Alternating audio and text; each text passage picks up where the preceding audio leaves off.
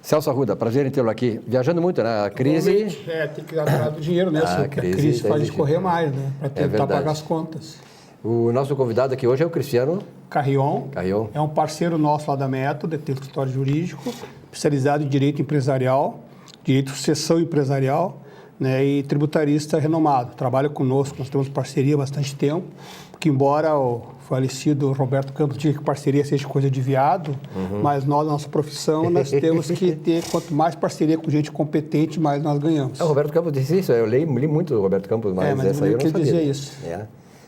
Um petit comité, de certo, né? Um petit comité, ele dizia isso, né? Sim. Era uma grande figura. Aliás, o Roberto Campos está fazendo muita falta, né? Nesse meio... Era um grande economista, colega teu. Exatamente. Eu aprendi muito com o Roberto Campos, como toda aquela... O Mário Henrique Simonsen foi meu professor, o Delfim Neto, meu professor, o Luciano Coutinho, meu professor. Quer dizer, graças a Deus, tive grandes mestres que alguma coisinha que eu entendo de economia devo a eles. Mas essa questão da sucessão nas empresas familiares é algo sempre atual, né? Cada vez mais complexo. Né? É só o seguinte, né, Silvia, que nós estamos chegando ao final do ano e aconteceram duas coisas. Alguma coisa já aconteceu, outra está em tramitação no Congresso Nacional. Os governos, nessa ânsia de arrecadar cada vez mais, o Estado já aumentou o imposto sobre doações, que eram 3%, a partir do que vem será 4% sobre doações feitas por pessoas físicas. E na herança, que hoje é 4%, na sucessão familiar, ele vai passar para 6% a partir de janeiro de 2016. Só que está tramitando no Congresso Nacional uma lei que aumenta o imposto sobre herança para 20%. Como está chegando ao final do ano, então é importante que as pessoas se organizem, ainda dá tempo. Por isso que a gente trouxe esse tema, já falamos outras vezes, eu e tu, sobre esse tema, a menos pareceu oportuno trazer novamente pela premissa de tempo de final de ano que se aproxima. E aí, Cristiano, quais são os grandes desafios desse processo todo? Na realidade, o grande desafio é convencer o empresariado, eu acho que o líder da empresa, porque no Brasil 80% das empresas são familiares, né? Então sempre tem um sócio que é um concentrador de decisões. Mostrar para ele que isso aí não se trata, na realidade, de falar sobre morte, sobre sucessão em si, mas em si em continuidade da empresa. Né? Porque a empresa está acima de nós, né? A empresa tem que viver acima da gente, né? A gente é uma engrenagem de um ser que foi constituído e foi criado através de uma vida, né? De muito esforço. Então... Até porque tu morre a qualquer hora. Agora, para te fechar uma empresa, fazer a empresa morrer é complicado, né? Nem tanto. Às vezes, um sócio mal colocado ali mata rapidinho uma empresa. Eu digo assim, do ponto de vista legal, para te acabar com a empresa é complicado.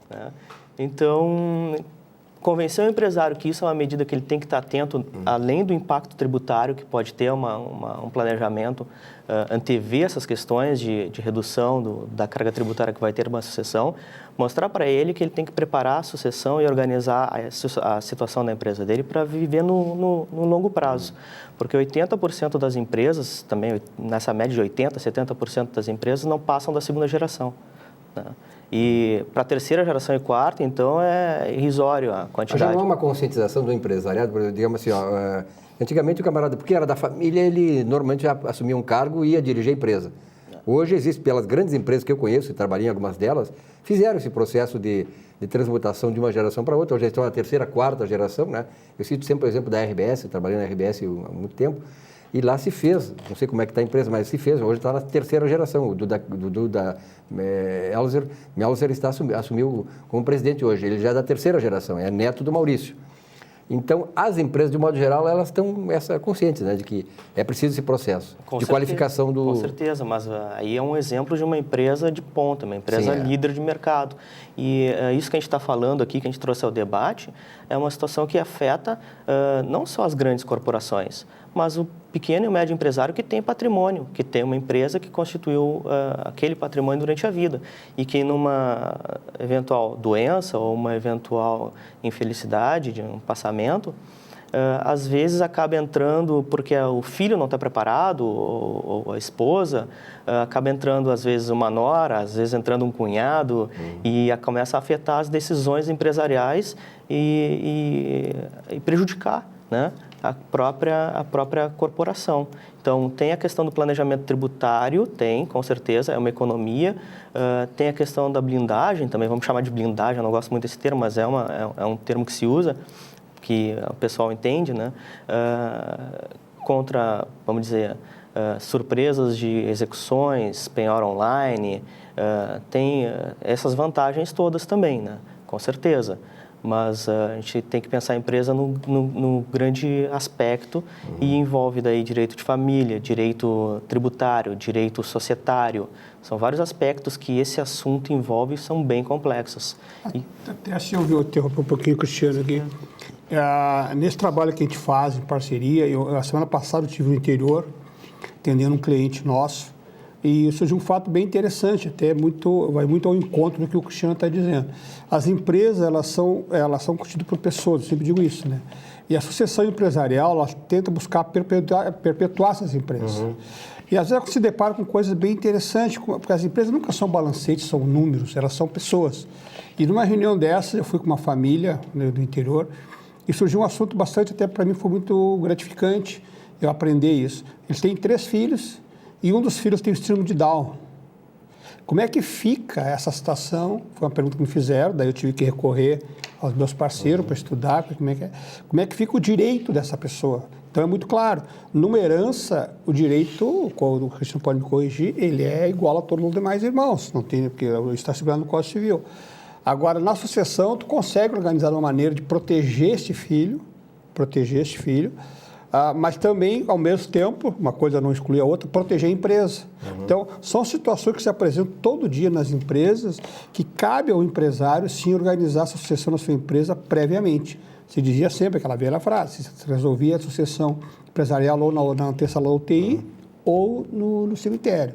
Hoje existe possibilidade, existe gente que estudou, que trabalha com isso, para organizar de maneira bem correta essa sucessão nas empresas familiares. Quanto tempo demora um processo desse iniciado para ser finalizado? Esse é um trabalho de médio a longo prazo, né? A gente tem que trabalhar com a empresa, conhecer a empresa, os detalhes da empresa, o plano de ação da empresa no futuro, o que ela quer, conhecer as pessoas que fazem parte dessa sociedade, os sócios, as relações deles com os familiares, qual é o regime de bens deles, quantos filhos eles têm. A questão trabalhista tem que ser analisada, porque vai ter repercussão.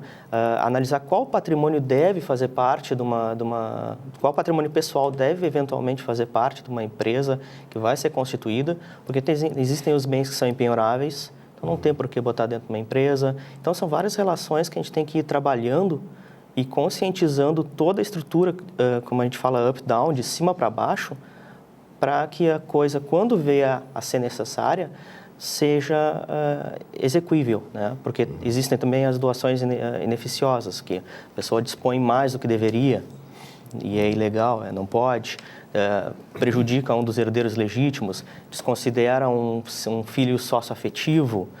Então, são vários aspectos, é muito complexo e tem que ser bem pensado.